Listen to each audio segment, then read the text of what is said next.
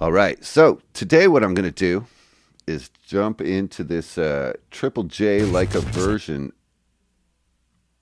Is that what it's called? This is an Australian show, and it's Wolfmother on a, and I believe it's a radio show, but they also do video for YouTube here, and it's called Interview and Cosmic Egg on Triple J like a version. I always want to say like a virgin, but that's a Madonna song, totally different. Man, this is sweet.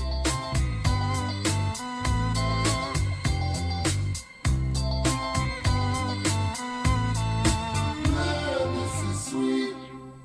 Hey, what's good, YouTube? Mike here. This is Pro Guitarist Reacts, and yeah, we're gonna jump into this request by channel member Martin Robinson, and this is a band out of Australia called Wolfmother. You probably have heard of them if you listen to rock radio at all. Their big hits are Joker and the Thief and Woman. Yeah, a woman. You want to be a woman. You know, it's a good rockin' tune. I don't know much about them. I've only ever heard them on the radio. I've never seen a video. I don't know what they look like. I don't know what their vibe is, other than the audio vibe. It sounds like it's good, honest rock and roll music. You know what I'm saying. Without further ado, let's jump in. Click like and subscribe. Hank's freaking me out. Oh yeah, I need my headphoners. Very important when listening to music. Headphones, you know. Let's do it. All right, this is their intro song. And or it's something. with great pleasure this morning we invite the guys from Wolfmother in Aidan, Andrew, and Ian from the band. Hello, gents. Hello. Last time we spoke to you, Okay. you were in the middle of gestation. You were. He looks like a wolf mother. I don't know what that means. Working on the album, the first Quite album. a hairy guy, you know, so a very maybe different, that's- different group of people you were working with. On this album, you've had a lot of change going on in the way that you, I guess, are writing and the people around you as well. How's it affected the way that you write songs? Well, on the last record, I was singing and playing guitar, and now this record, I totally thought I'd change it and sing and play guitar. But that's what you're talking about. What you're talking about there is singing and playing guitar. You're not talking about songwriting. So I'm actually interested in asking you. Yeah. So, A little trick question. so has it changed? Thought he'd be cheeky. Has it changed at all, or are you exactly the same as you were for the first album? Well, that's I think sometimes when you do this, and you do this, sometimes it turns into a song.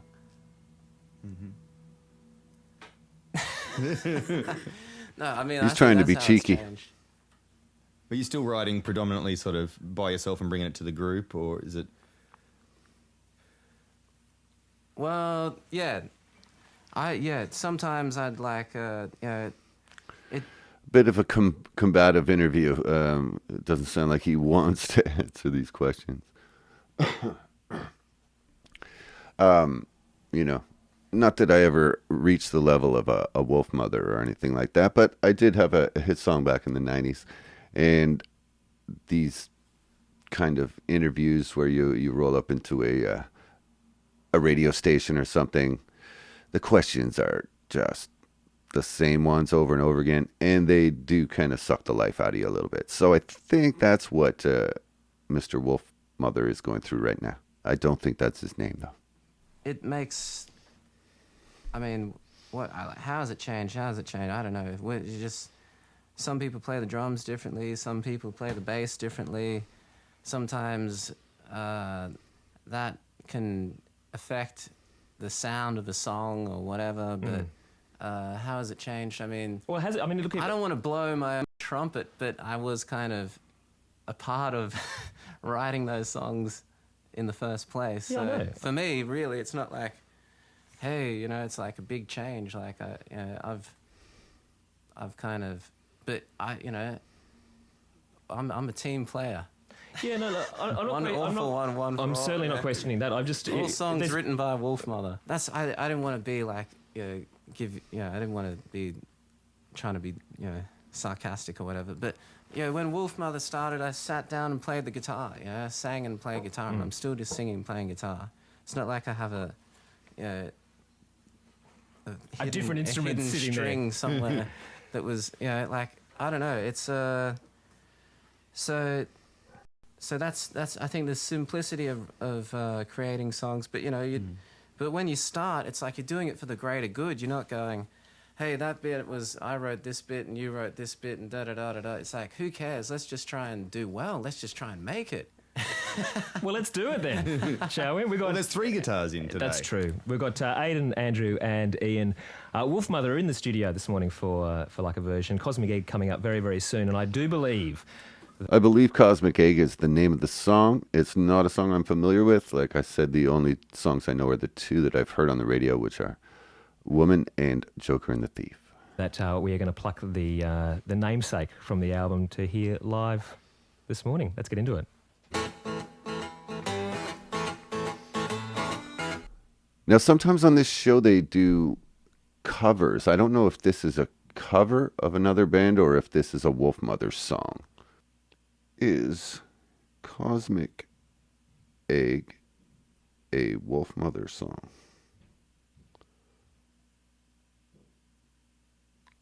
About to find out. Oops. Yes, Cosmic Egg is a song by the band Wolfmother. We're living in incredible times where I can check that.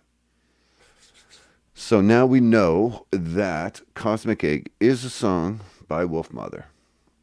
Now, let's proceed to listen to this song. We are going to pluck the namesake from the album to hear live this morning. Let's get into it.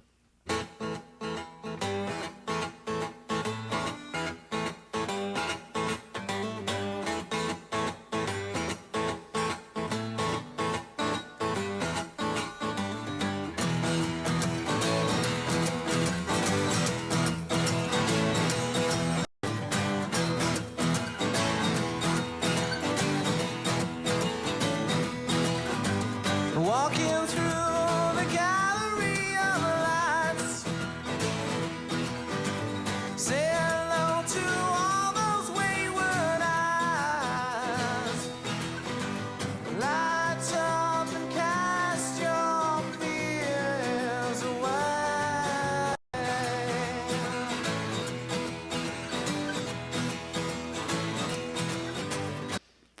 Okay, so what I'm noticing so far is that his vocals are impeccable.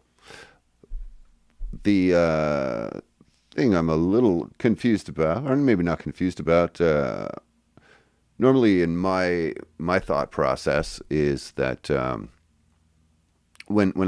if I was arranging something with 3 guitars, I would probably get all 3 to do something a little bit different, like have maybe focus on different ranges or something. These 3 players seem to be playing the exact same thing, and that's like a different kind of strategy. They're kind of going for that wall of noise thing, right? Like Phil Spector, where people double up on parts and make them bigger and fatter. You guys are going to hate me, but I'm going to call him Mr. Wolfmother. This fellow right here. I guess I could have looked up his name as well, but I do like saying Mr. Wolfmother. He's playing a 12-string, so you can hear it has it's kind of like a natural chorusing effect. If you don't know what a 12-string is, so this is a normal 6-string. I don't have a 12-string. So, which way am I have to twist this? There we go. So a 12-string would have another string like very close to each of these strings. Okay. And all these strings that are thick and wound with nickel around them would have an accompanying string that would be an octave higher. right? And then these two strings here are not wound. They would have the identical pitches, right? So that these two strings would be unison. These four strings would have another string attached or real close to them. So with all intents and purposes, you'd attack them at the same time. That would be an octave higher. So you're getting kind of a blend of octaves and stuff, and it really opens up the frequency spectrum. There we go. Big words. Gotta love them. And there you can see. That's strange. You can't. Oh yeah. There you can see there is another thinner string above this one. This one you can't really see. It's probably just the shot or maybe the frame rate or something. If a string is moving, it sometimes disappears, depending on the frame rate. And here you have unison strings. All right. Interesting stuff, I know.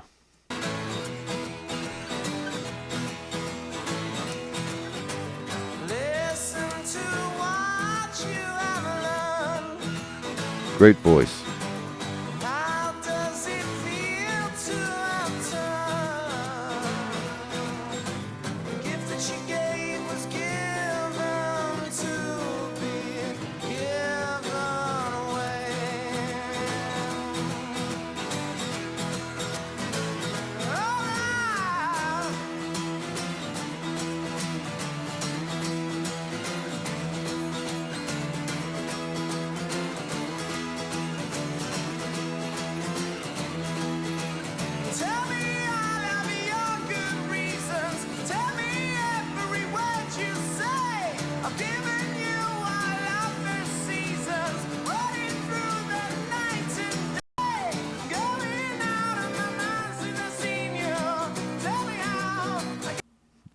Giving me a little bit of Zeppelin vibes, like I might have the title wrong. Is it Going to California? Is that the name of the song that I'm thinking about?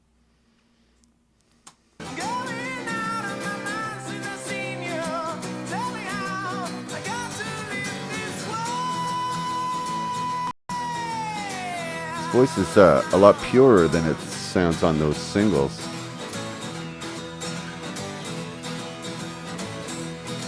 By pure, I mean clean. He seems, in my memory anyways, of those songs, he has a lot of rap on his voice. And there doesn't seem to be too much rasp on this performance.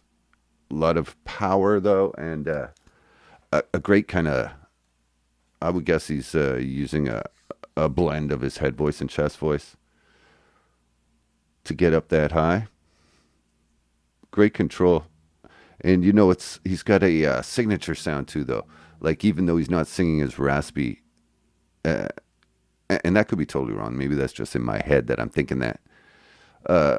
His tone is still very signature. Like, I didn't know what he looked like anyway. So that's not what gave it away. But as soon as I heard his voice, I'm like, yep, that's Wolfmother. That's Mr. Wolfmother to you.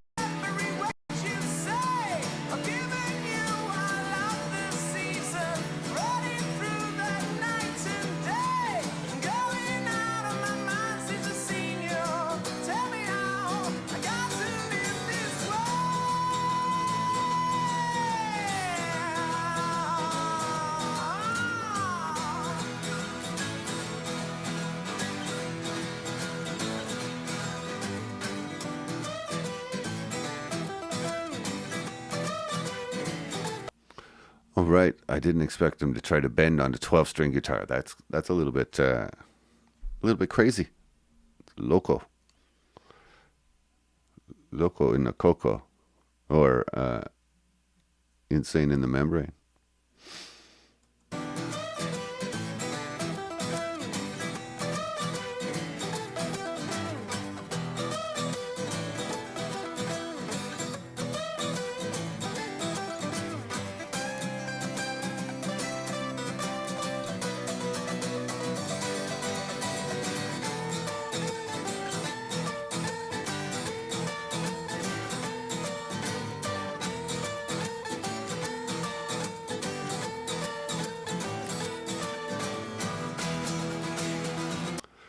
So you can hear what the reason why most people don't try to bend notes on a 12-string is because you're grabbing two strings and trying to raise the pitch of both of them at the same time, and it is an almost zero chance that you will bend both of those strings the same amount. So the minute you introduce bending, you have two pitches that are not in tune with each other. Now, is that by definition bad? No. What it means is it causes tension, and I feel like he's using that little bit of dissonance to kind of take the place of a like a big electric guitar sound or something, like maybe with some kind of fuzz, a tone bender or something on it. It kind of has that effect, which is different. Like I said, I've never tried to play lead on a 12-string.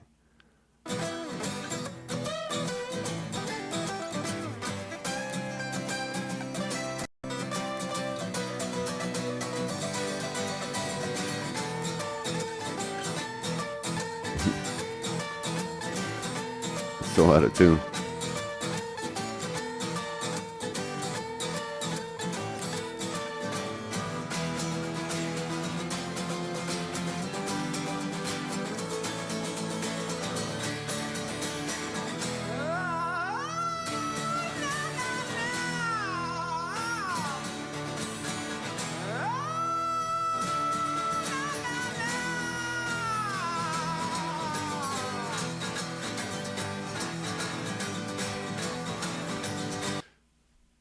Starting to catch the vibe. He's giving me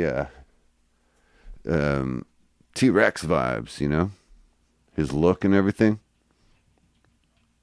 I do like that look. It's kind of also similar to like Craig Ross from the guitarist from Lenny Kravitz's band. Yeah, he kind of gives me, very like that vintage image of a rock star.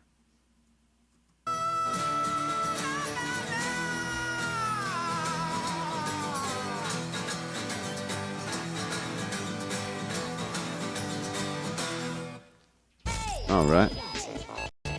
The Triple J. Give you a quick, what is it?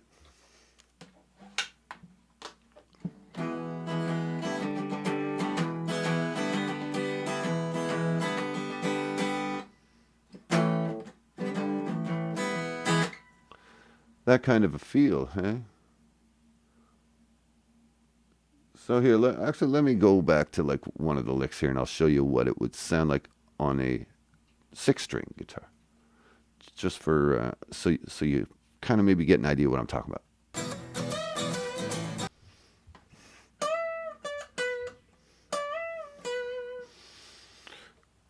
Right, so.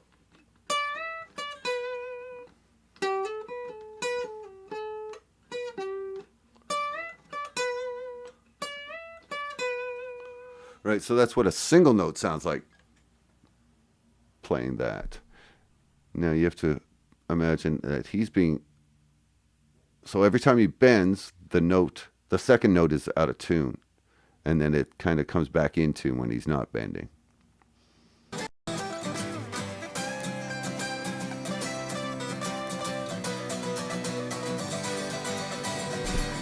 And what do we got there?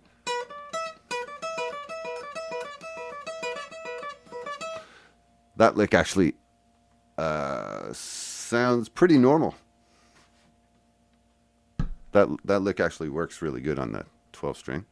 Not that it, again, I'm using words that sometimes connotate approval or disapproval, but I'm using them for a different qualitative effect here. I'm calling, I guess, anything with tension to be bad and resolved to be good, but that's not what I truly believe.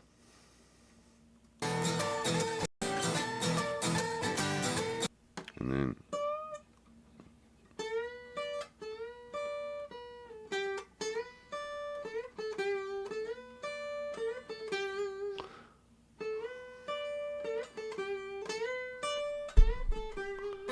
right, so then that's what that little note thing sounds like with just the one.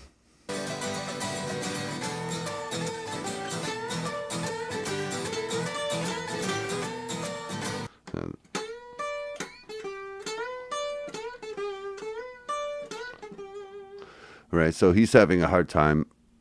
You have to remember when there's two strings there, it's also twice the tension. So it's actually physically, a challenge to physically bend that note up, right?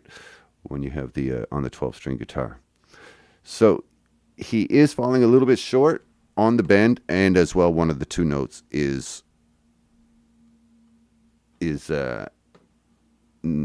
not bending the same as the primary one. And again, that is not with a judgment. That is, I would think, a calculated tension. It's kind of a way of thinking about music where there's a school of musicians, for instance, who would not dream of using like one of these fancy PRS guitars or something like that. It takes the work away, right? So some people like the challenge of even a crappy guitar, where the strings are far off the neck and stuff, because the struggle comes through in the playing. And sometimes struggle is appropriate. It's kind of the emotion that you're going for at that particular time. So it's perfect, actually, right? So yeah, and that's what I think is going on here. I think he has chosen this instrument to make it a little bit harder. Oh, I had one more example. It was, I heard an interview with Jack White years and years and years ago, where he said that, so when he was on tour, he had like different stations at this point anyways. He had different stations where he had like a keyboard set up over here, and then he had his guitar pedals over there, and sometimes in one song he'd be switching stations, right? And he said that, at a certain point in the tour, these things that were like very dangerous and like he was just making it in time from station A to station B started to get easy. So what he did was he started setting them up further away from each other so that it would be hard again, right? So that's kind of like a school of, there has to be some struggle, some legitimate struggle for it to authentically sound like there's a struggle. Does that make sense? Oops. I don't have the headphones on anymore.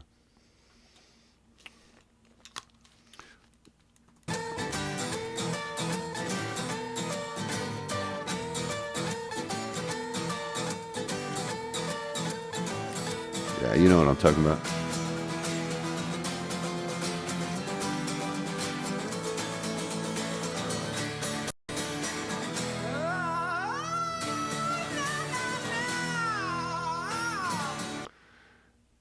also, speaking on his the way he sings with his teeth showing, that is, in addition to looking very rock and roll, it is also something that they singers use to brighten up their tone. So when you show your teeth, it usually places your voice differently, and it ends up sounding. It just ends up sounding a little more forward, a little brighter, a little more ping to it, right? And it looks badass.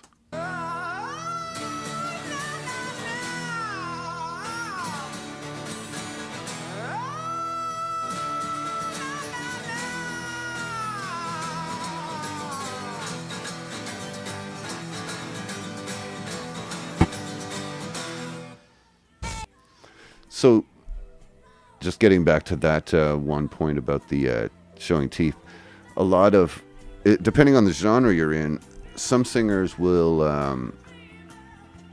dress that up to look like it's just a natural smile, but it's purposely done to get that higher little bit of brightness. But then you have like singers like this guy who show their teeth more in a way where it looks like they're growling and they're kind of badass. That's what I'm saying. My story, I'm sticking to it. So, thank you for watching. That is my assessment of Wolfmother's Cosmic Egg performed live on Triple J's Like a Version, recorded down under in Australia, where pub rock rules. And I'm going to have to edit this because there's too many ums. All right. Put a yo down in the comments if you made it to the end of the video. Catch you guys on the next one.